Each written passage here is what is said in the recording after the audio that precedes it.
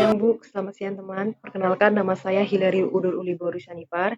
Saya mahasiswa dari Politeknik Kesehatan Medan, jurusan Kebidanan Prodi D4 kelas 2B. Nah, di video kali ini saya akan membahas mengenai pemeriksaan fisik pada balita atau bayi 5 tahun, di mana di sini pemeriksaannya berguna untuk memeriksa keadaan fisik dari ujung rambut hingga ujung kaki balita. Pemeriksaan fisik pada balita sangat dibutuhkan kesabaran, di mana bidan dituntut untuk sabar dan bisa membujuk balita tersebut untuk diperiksa. Tujuan pemeriksaan fisik ini untuk mengetahui data-data dari pasien atau balita, apakah ada kelainan atau tidak, sehingga nantinya apabila terdapat kelainan pada anak, maka dapat dilakukan tindak lanjut yang lebih efektif terhadap anak. Nah, selamat menonton. Semoga videonya bermanfaat dan bisa berguna. Di sini bidan memperbolehkan pasien untuk duduk, terus menanyakan data riwayat pasien atau anaknya. Nah, di sini nama anaknya adalah Risa. Lalu bidan menjelaskan pemeriksaan apa yang akan dilakukan terhadap anak ibu tersebut. Nah, pemeriksaan yang dilakukan adalah pemeriksaan fisik dari ujung rambut hingga ujung kaki. Lalu bidan atau tenaga medis meminta persetujuan dari orang tua dan anak apakah boleh dilakukan tindakan medis tersebut. Nah, setelah disetujui oleh ibu dan orang tua, lalu bidan menuju ruangan khusus untuk melakukan tindakan pemeriksaan fisik. Nah, setelah melakukan anamnesis, selanjutnya bidan melakukan tindakan pemeriksaan fisik terhadap Aisyah. Namun, sebelum kita melakukan tindakan pemeriksaan fisik, terlebih dahulu kita menjaga kebersihan dengan cara mencuci tangan dengan menggunakan sabun dan membersihkannya di air yang mengalir. Tindakan ini sangat efektif untuk menjaga kehigienisan diri kita terhadap pasien yang kita sentuh, apalagi anak-anak yang masih di bawah umur, balita, itu sangat gampang untuk terkontaminasi oleh bakteri atau penyakit.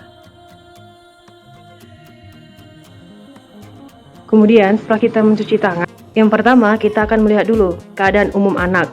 Apakah anaknya tampak sakit berat, sakit sedang, sakit ringan, atau tidak tampak sakit. Nah, sekarang kita lihat bersama. Aisyah sepertinya nampak sakit ringan ya. Sadar. Bertanya, siapa namanya nak? Dijawab namanya Aisyah.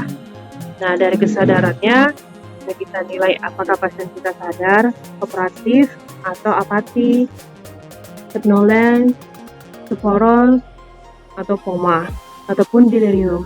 Nah, kita lihat sekarang Aisyah dalam keadaan sadar dan kooperatif. Bahkan kita tanya namanya, Aisyahnya menjawab dengan baik. Kemudian juga terlihat Aisyahnya tidak terlihat cyanosis dan juga tidak terlihat ikterik. Kemudian kita lanjutkan dengan memeriksa vital sign lainnya, yaitu memeriksa nadi. Dalam memeriksa nadi, kita akan melakukan perabaan nadi. Yang kita raba adalah pertama, bagaimana perabaannya, apakah kuat angkat, iramanya teratur. Nah, nadinya cepat. Nah, untuk kecepatan nadi, pengukuran nadinya kita lakukan selama 1 menit.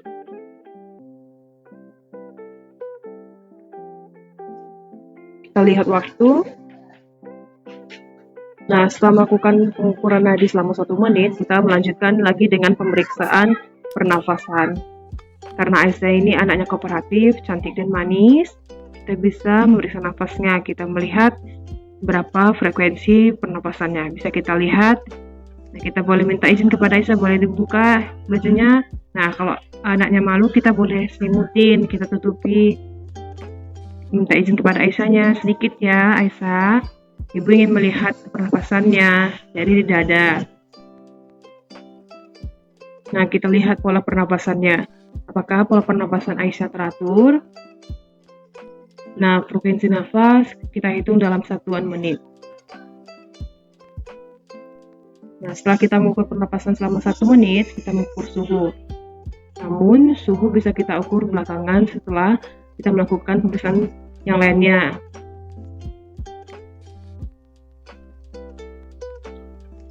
Nah, setelah itu, setelah selesai, kita lanjutkan dengan pemeriksaan. Nah, karena anaknya tenang, kita bisa mulai dari rambut. Kita lihat rambut Aisyah, rambutnya bagus ya, rambutnya hitam, cukup lebat, dan tidak mudah dicabut atau tidak rontok. Kita lihat. Kalau rambutnya Aisyah mudah dicabut, Pada saat melakukan pemeriksaan, ditarik rambutnya akan ikut, dan ternyata rambutnya bagus, tidak mudah rontok. Kemudian kita lihat ubun-ubun besarnya sudah menutup.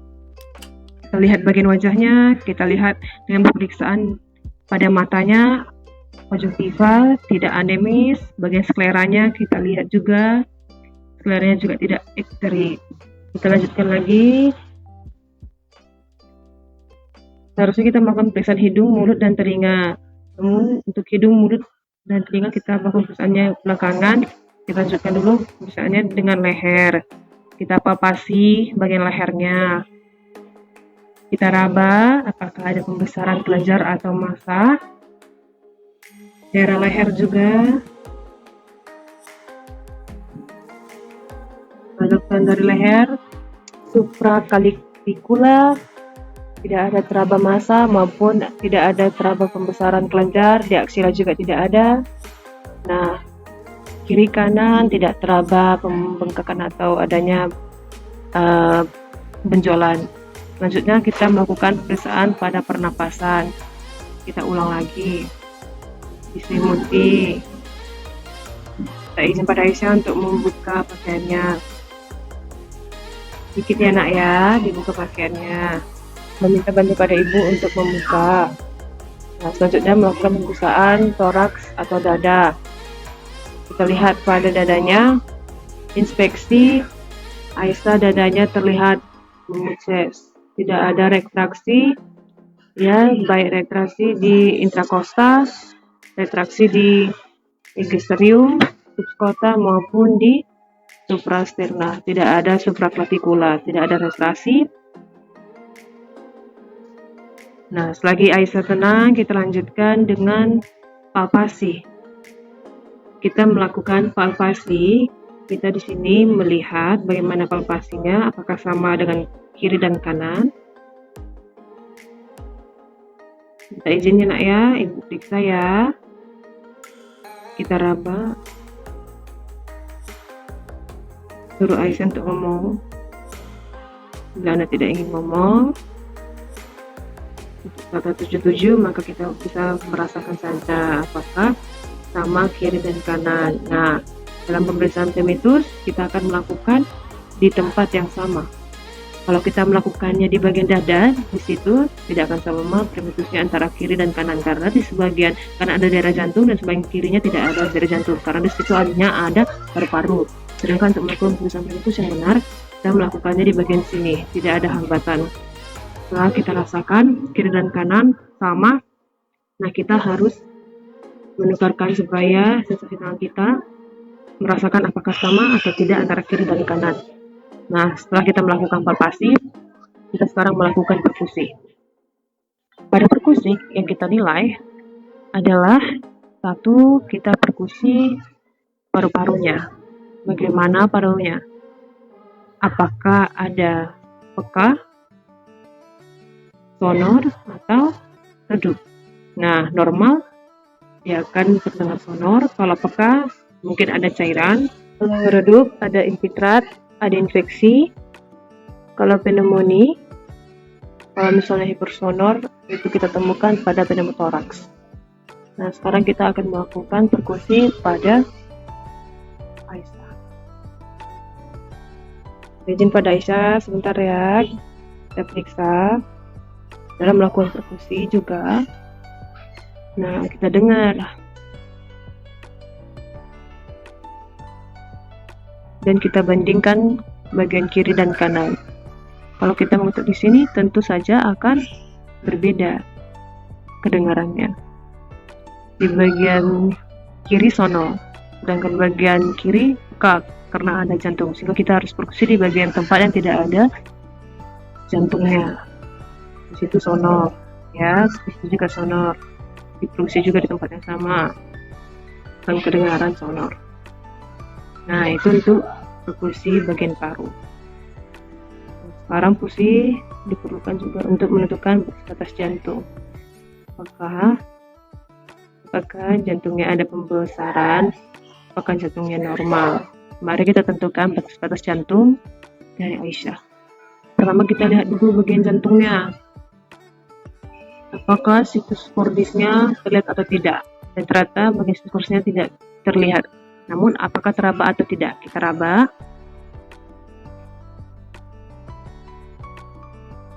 Kita palpasi dan ternyata teraba di bagian situ yang paling jelas dan terkeras. Kita palpasi lagi tempatnya.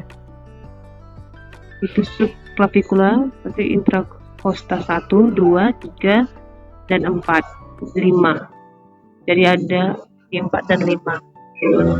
Baru kita menentukan bagian kiri dan lakukan perkusi. Di mana nanti sonor akan berubah menjadi PKA terdup. Nah, batas jantung kiri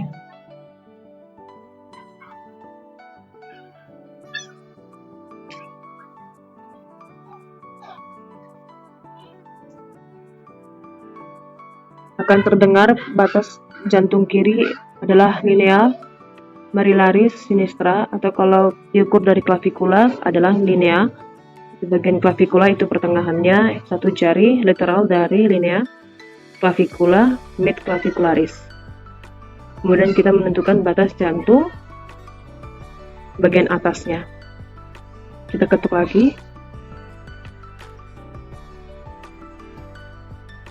Adalah di ruang intracosta 2. Lalu batas jantung bagian kanan dengan melakukan perkusi juga.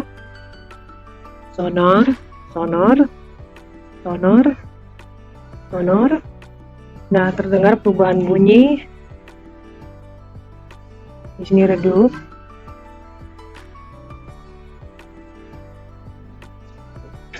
Nah, di batas jantung sebelah kanan adalah di linea parastenalis kanan.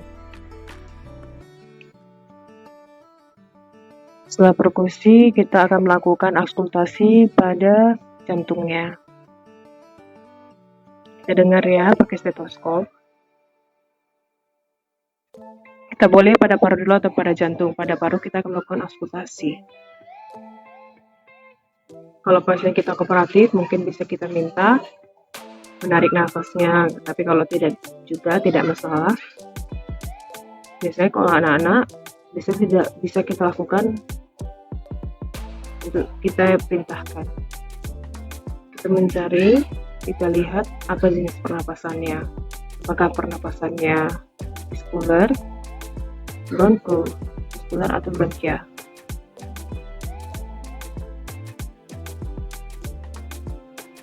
Apakah sama kiri dan kanannya? Itu saja di tempat yang tidak ada bagian yang akan membuatnya berbeda. Kemudian juga setelah kita mendengar jenis pernapasannya, kita mendengar juga apakah ada suara tambahan, baik waktu inspirasi maupun waktu ekspirasi. Apakah ada wheezing, bronchi, atau rel, bronki basah, halus, nyaring, bronki basah sedang, ataupun bronki kering. Kita juga mendengar mencari apakah ada bronki basah halus pada bagian basal. Biasanya pada bendungan paru atau gagal jantung kita bisa mendengar adanya bronki basah halus tapi tidak nyaring di bagian basal paru. Dan ternyata Anissa bagus.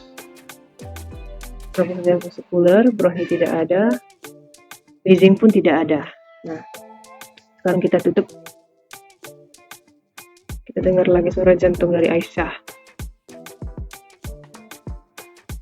Ada beberapa tempat yang mesti kita fokus untuk memeriksa suara jantung.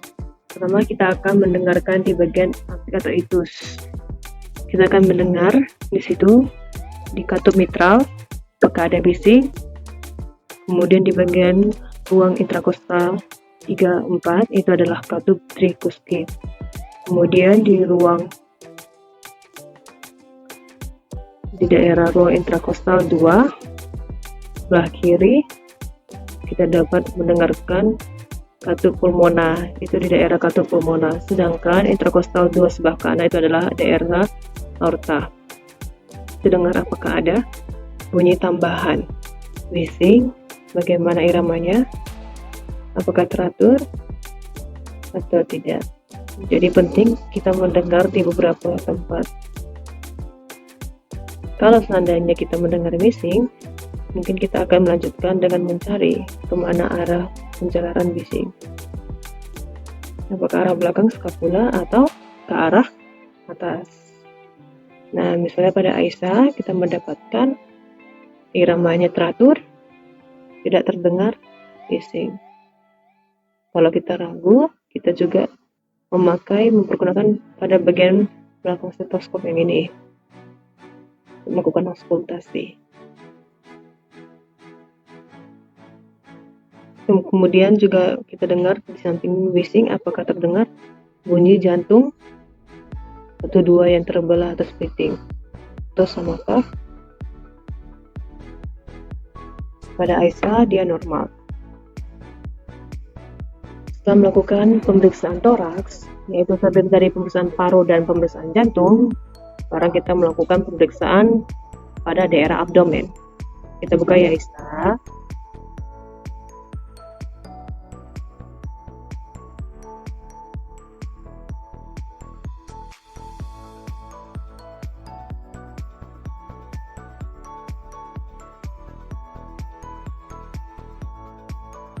Pada pemeriksaan abdomen, kita akan melihat, yang paling penting dilihat adalah pertama, inspeksi. Apakah abdomennya memuncit atau tidak? Kalau dia memuncit, apakah simetris atau tidak? Nah, setelah itu dari inspeksi, kita juga melihat apakah abdomennya scafoid. Kulitnya bagaimana? Apakah ada vena-vena yang terlihat? Pada keadaan tertentu, kita bisa melihat pada bendungan vena cava superior, inferior. Mungkin kita akan melihat jelas adanya gambaran vena-vena di abdomen. Pada Aisyah, kita bisa melihat abdomennya normal, tidak membuncit, tidak scafoid, dan kemudian kita bisa lihat tidak ada terlihat vena-vena di dinding abdomen, dan juga kita tidak melihat adanya kelainan lain pada kulitnya bagus. Selanjutnya kita masuk pada pemeriksaan lanjutan setelah inspeksi, yaitu kita palpasi. Kita akan melakukan palpasi. Nah, pada anak terutama kita akan melihat hepar dan lien dan meraba juga apakah ada massa di dalam rongga abdomen. Pada anak sebenarnya pemeriksaan ini lebih mudah dibandingkan orang dewasa karena ototnya atau otot abdomennya masih belum keras. Posisinya boleh kita naikkan kakinya atau boleh juga dengan kaki diluruskan. Nah, pada anak pertama kita membuat dulu garis kayal. Kita akan periksa hepar itu besarnya di tempat pertama kita bikin garis kayal, garis midclavicular kiri, di mana titik persinggungannya dengan iga kita tandai. Nah, nanti kita hubungkan dengan umbilika. Itu pengukuran pertama.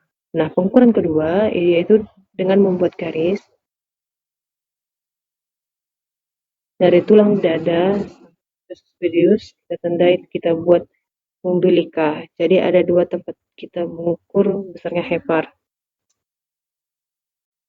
Pada hepar ini, di samping kita memeriksa mengukur besarnya hepar, juga perlu kita meraba bagaimana pinggirnya. Kalau pada normal, pinggirnya tajam. Mungkin pinggirnya bisa tumpul pada keadaan adanya bendungan pada paru. Kemudian juga pentingnya perabaan, apakah kenyal atau padat. Dalam keadaan normal teraba, heparnya kenyal. Kemudian permukaannya, apakah permukaannya rata atau berbenjol-benjol. Mungkin pada adanya massa, keganasan, hepatoma, permukaannya bisa berbenjol-benjol. Kemudian perabaannya apakah nyeri waktu diraba atau ditekan atau tidak adanya nyeri. Pada anak-anak, kadang umur 5 tahun kita masih melihat atau meraba pada heparnya. 1 atau 2 jari atau seperempat. Kita raba mulai dari bawah.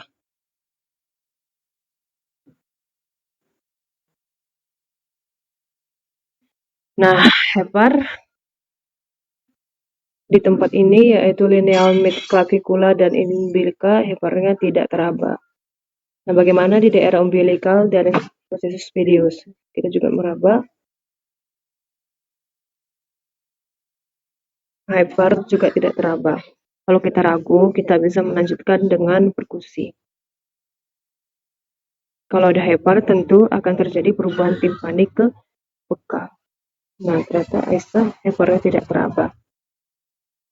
Nah, bagaimana Aisyah? Kita lanjut lagi pemeriksaan lien. Nah, pada pemeriksaan lien kita mulai meriksa dari sini.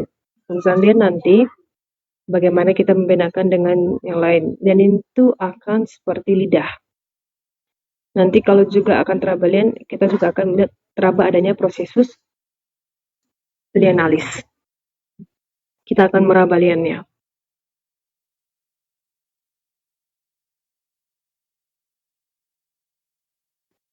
Kita rasakan di sini liennya tidak teraba. Berarti tidak ada pembesaran hepar, tidak ada pembesaran lien. Nah, kita raba lagi. Apakah ada massa yang lain? Kita meraba secara sistematis. Nah, ternyata tidak ada massa, tidak ada juga nyeri tekan. Nah, ini kita bisa lihat waktu kita menekan tidak ada perubahan peak ataupun tidak menangis pada Elsa. Kemudian setelah kita palpasi, tidak ada massa, tidak ada yang saat ditekan, tidak ada nyeri lepas juga. Kita mungkin bisa akan melakukan perkusi. Pada perkusi ini kita bisa mencari apakah ada pada perkusi ini apakah ada asites. Itu namanya melakukan perkusi untuk mendapatkan asites. Nah, ternyata perkusinya timpani. Kalau ada cairan, maka perkusinya akan